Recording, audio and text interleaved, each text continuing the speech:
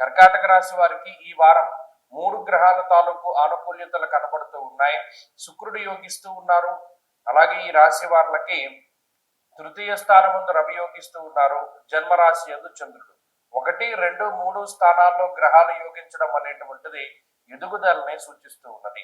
ప్రత్యేకించి ఆరోగ్యం నిత్య సంతోష బంధుమిత్ర సమాగమ అన్నది శాస్త్రం.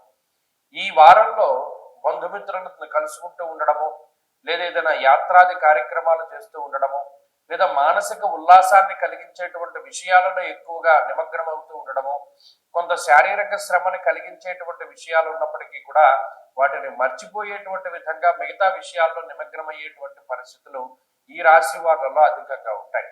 ఆర్థిక పరమైనటువంటి ప్రగతి ఉంటుంది.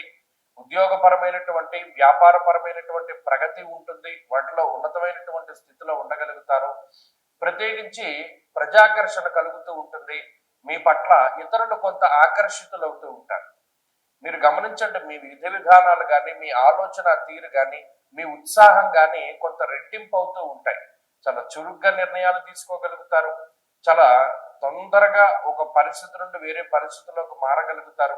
మీ మానసిక స్థితిగతులు కానీ, అలాగే శరీరాన్ని కూడా మీకు నచ్చినట్టు మలుచుకోవడానికి ప్రయత్నం చేస్తారు.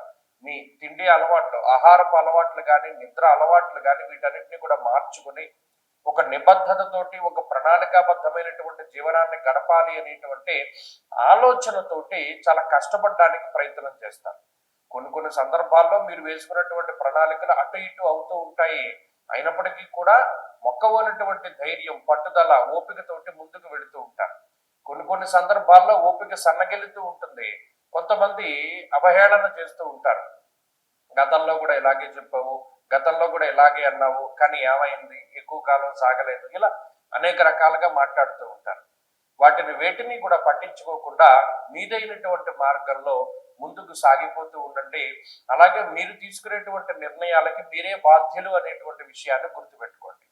ఇతరుల పైన లేదా ఇతరులు చెప్పేటువంటి మాటల పైన ఆధారపడకుండా మీ సొంత నిర్ణయాలు తీసుకోవడం ద్వారా జీవితంలో మంచి ఉన్నతిని సాధించగలుగుతారు. కర్కాటక రాశి వారి వారం మరింత అనుకూలమైనటువంటి ఫలితాన్ని సాధించడానికై ప్రత్యేకించి అర్ధాష్టమ కుజుని దోష నివారణ కోసమై సుబ్రహ్మణ్యారాధన చేస్తూ ఉండడం చెప్పదగినటువంటి సూచన. ఈ వారంలో కలిసి వచ్చేటువంటి రోజు బుధవారంగా చెప్పవచ్చును. అదృష్ట సంఖ్య 4, అదృష్ట వర్ణము తెలుపు రంగు. తదుపరి సింహరాశి.